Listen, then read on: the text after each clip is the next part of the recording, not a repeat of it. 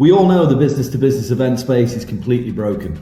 We spend hours walking around huge halls, collecting business cards we'll probably never use, and sifting through slide deck presentations that tell us pretty much nothing about the reality of the job. We need to change how we gather in community. We need rooms where people actually drop the act and talk about what actually works. This is why Secure Cyber Connect is stepping up as an official knowledge partner for Fortress Manchester, happening at the Emirates Old Trafford Cricket Ground on the 17th of September. Today we're gearing up for the event and we're looking at what is fundamentally wrong with how we network and what we're doing about fixing it. Joining the conversations today are Jack Armstrong and Llewellyn James from Business Leaders Accelerate, who are both here to discuss the upcoming event. Gents, welcome to the episode. Let's get straight into it. Thank you for having us. Thanks for having us. And Jack, Llewellyn, as we kick things off, let's get to the core of who you are. Who are Business Leaders Accelerator? What are your specific roles? And frankly, what do you believe is fundamentally missing within a traditional business event space right now? Yeah, I think I'll start off. So I'm the business growth officer over here at Business Leaders Accelerator. So I'm responsible for revenue and also customer success in terms of our delegates, our event partners, all that kind of stuff, bringing it all together. And also obviously pushing the brand, Business Leaders Accelerate, into the market. I think Business Leaders Accelerate basically exists to be able to bring business leaders together to have those hard conversations or those proper serious conversations.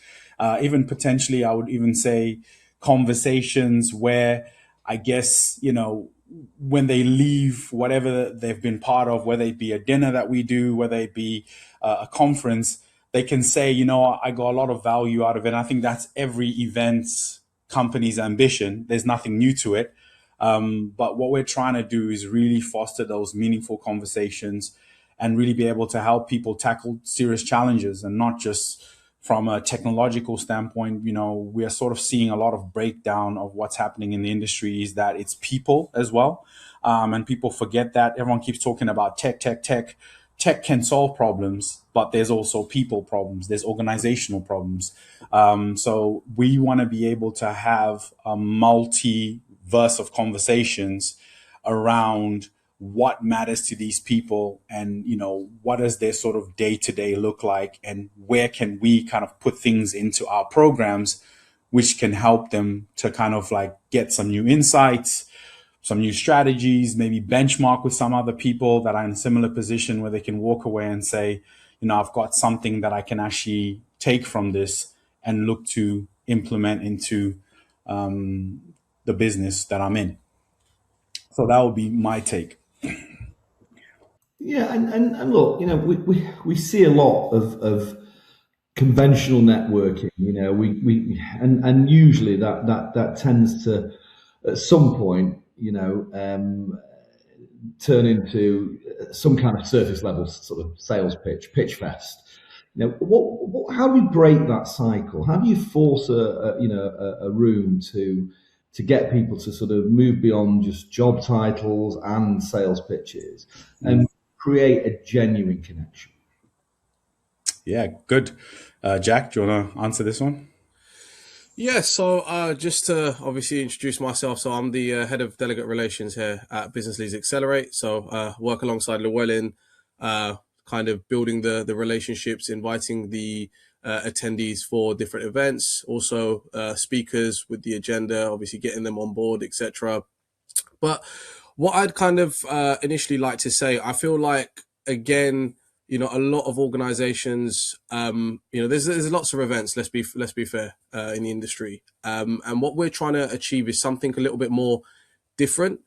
Now, the way we're trying to achieve those things is actually having those meaningful conversations with people, trying to actually learn about them rather than it just being us putting up an event and just inviting attendees along. I feel like what we're trying to build is we're actually trying to speak to these leaders and actually trying to listen to them, where we're trying to get into their head and understand what is actually front of mind for them, what is actually their day-to-day role, what are the challenges that they're facing, and essentially putting those kind of events on where they're actually walking away and feeling like they've actually spent a day where they've actually learned some stuff, rather than it just being a case of them coming along for a jolly, or whatever you want to call it.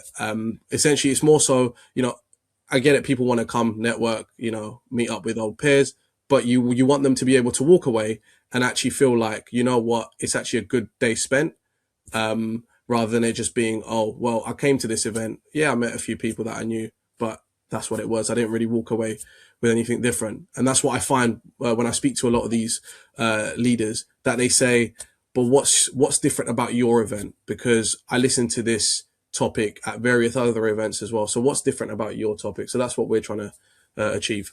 Yeah, I think I'll go on to your question as well, add a bit more on there as well, Jay, about how do you move past job titles? How do you move past the surfer level pitches?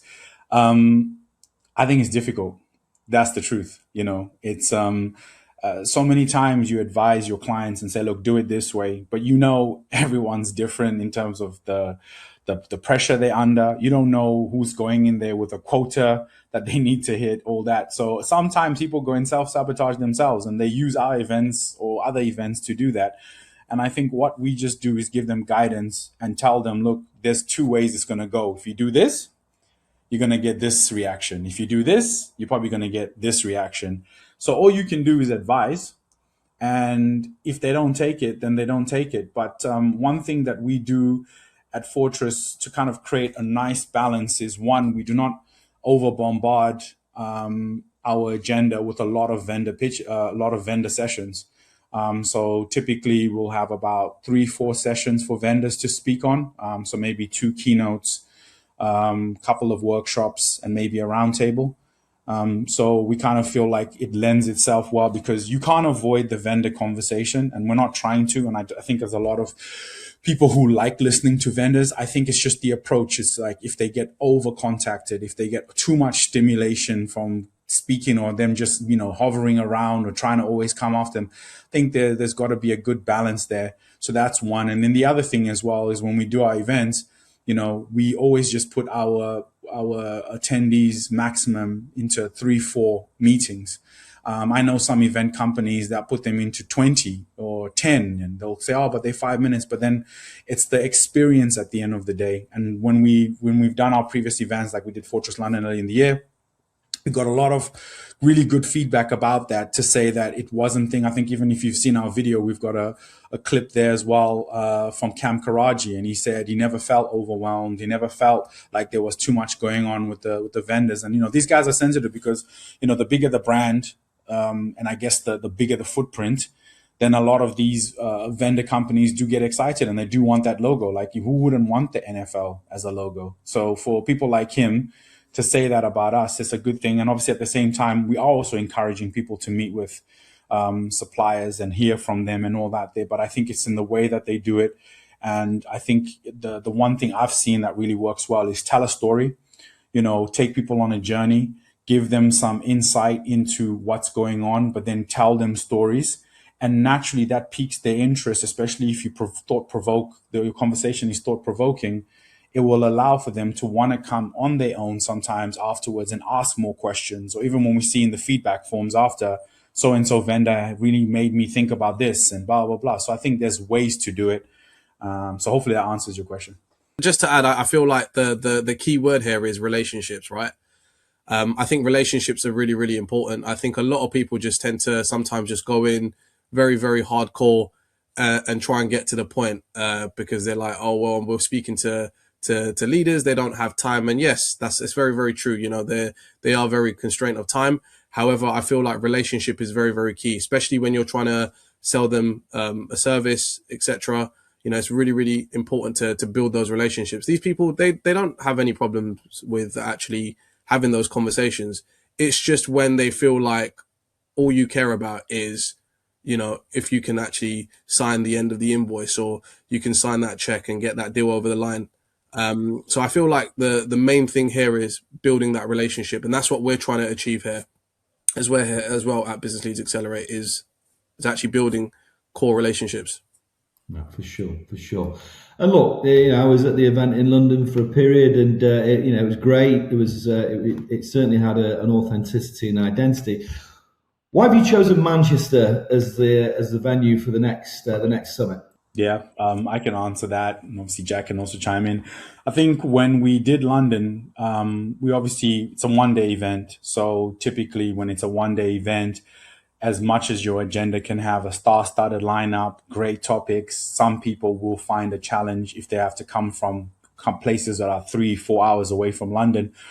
So the crowd that we did have from London who were based close to Manchester, and also from conversations we had with people who were sort of around Manchester, Liverpool, all that, they said to us, whenever you guys are doing something this side, let me know. We'd love to have you here. And we're obviously speaking with you guys as well, Warren, all that, and just hearing about the investment that's going on in Manchester, that it's, I think it's one of the fastest growing cities in the UK.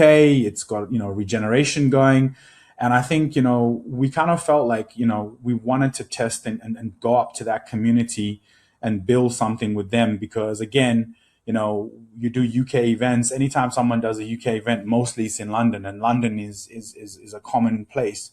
But what about all the other places that don't always get that? And obviously the culture out there as well.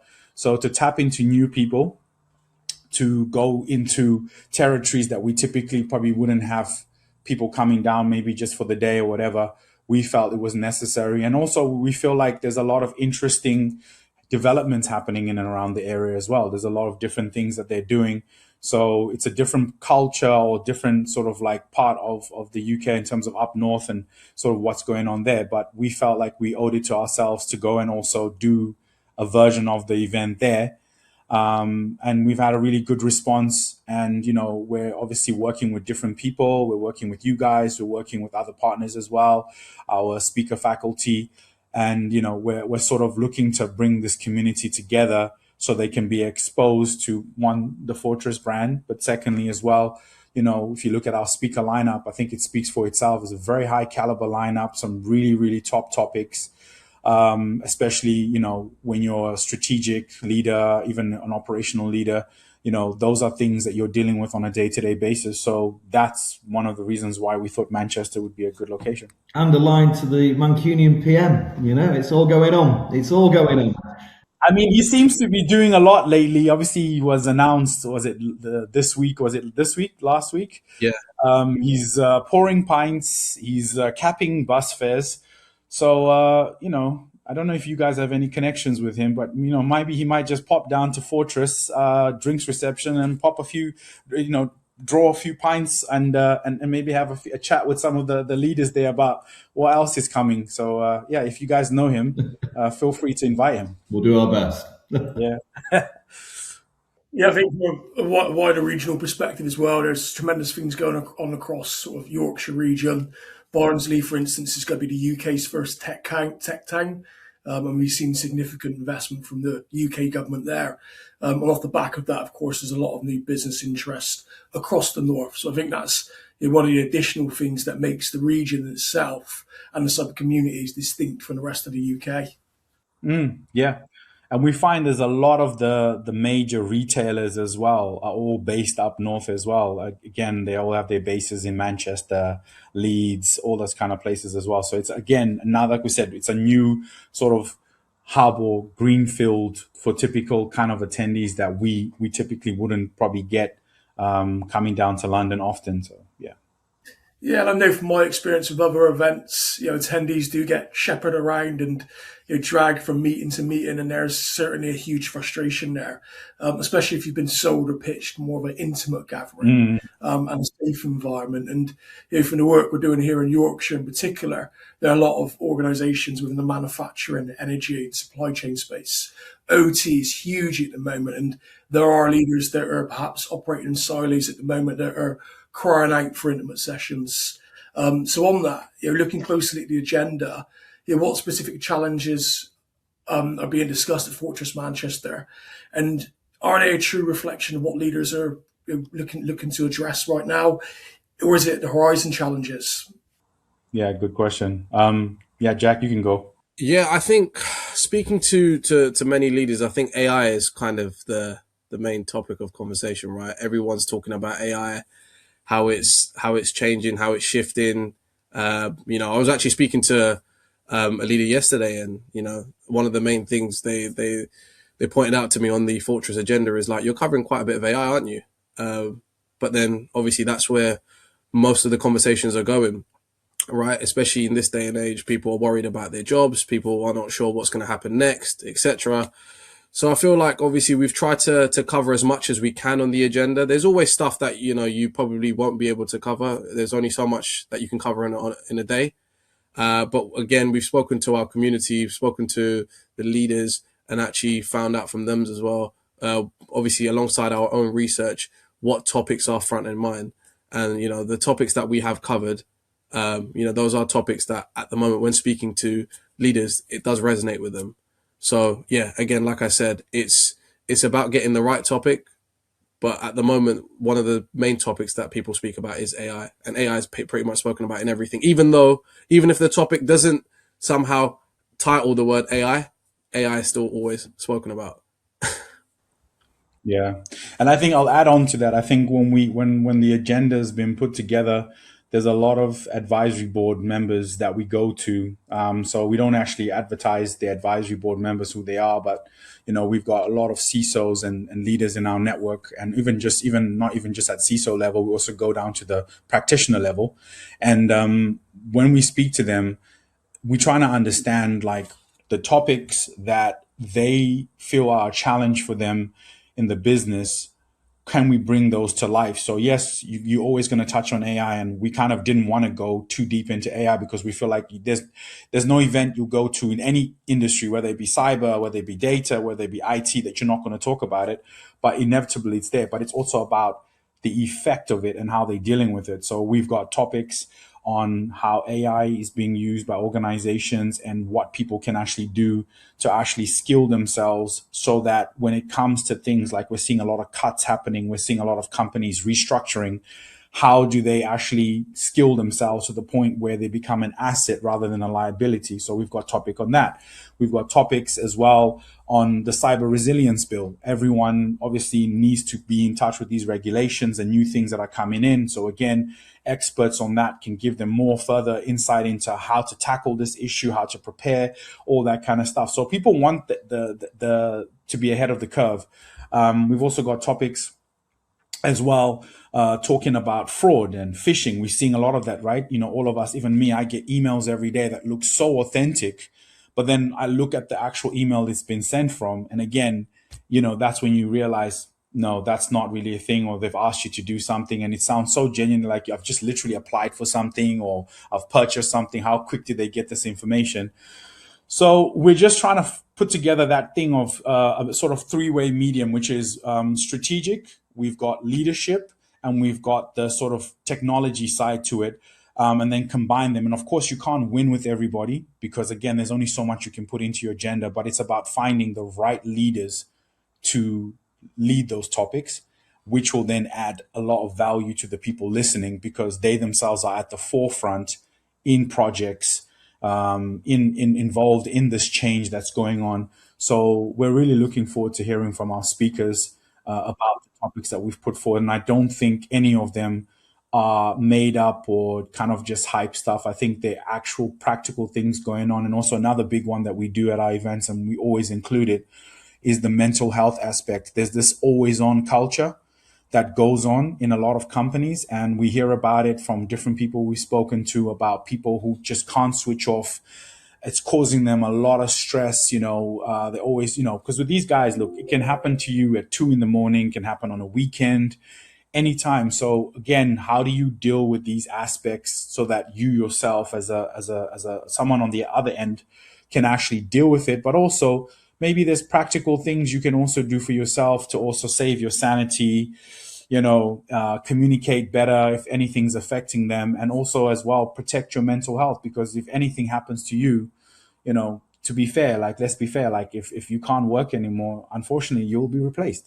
That's brilliant. And Jack, very briefly, so zooming out from the single summit, what's the wider mission of Business Leaders Accelerate, and the broader communities that you're building? So again, as I said, for us, I feel like at Businesses Accelerate, the word I always like to use is relationships. Relationships is key. Building meaningful conversations, meaningful, actual parts of them to actually be at the event itself. And like I said, I think that the main thing for us is for them to be able to actually feel like they've actually attended an event and actually, felt like they've attended something quite useful. I think that's what we're trying to build essentially here at Businesses Accelerate. I don't think there's anything else that we're trying to sit there and, not to try and go into too much intellectuality, but I think, again, all we're trying to build here is meaningful conversations, people feeling like that they've actually attended something and they felt useful by actually going there. One last question, guys. Let's say we're sort of taking a time jump now. It's the day after Fortress Manchester. You're waking up, thinking things through. What specific change in the way of thinking or behaviour across the cyber community would make you feel that the event's achieved exactly what it's set out to do? Yeah, I think for me, day after the event, I think I would want our name to be all over social media. That would be one, with loads of posts about people's experience. Obviously, as well, inputting in what was the experience and what were the key takeaways. But I think for that part is important because I think it lets us know when someone takes time to write long messages, especially people that we deal with on a day. The cyber leaders are always so busy, even to write thanks or great, is like a big thing for them. So when someone goes and writes like a little mini essay to say yesterday, blah, blah, blah, blah, blah, that shows we've done something, right? Because they're taking time out of their day.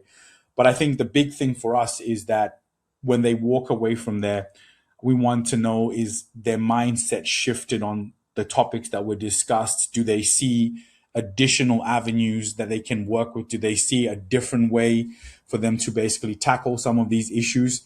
Have they built a better network? Potentially the people that they connected with at the event can now add an addition to them in terms of a knowledge base. And obviously looking at us, BLA and Fortress, as a valuable tool and an extension of how they can learn and be educated on what goes on, not only in their role, but in the community as well. Yeah, absolutely. Well, look, guys, thank you very much for your time today. To our community out there, remember this: you can't build real resilience or deal with the many challenges of this industry if you're operating in isolation. It does always take a community. We want to hear from you, so if people have the thoughts, please drop them in the comments below. As promised, we're also sharing an exclusive announcement in the coming weeks that we will drop into new special edition podcast episodes, in addition to on-site interviews that we'll be doing live at Fortress Manchester. If you want to step away from the surface level noise and have those honest, unfiltered conversations, then Warren and I want to see you in the room with us at Fortress Manchester. If you found today's session of value, make sure to like, subscribe and share. From all of us at Secure, stay safe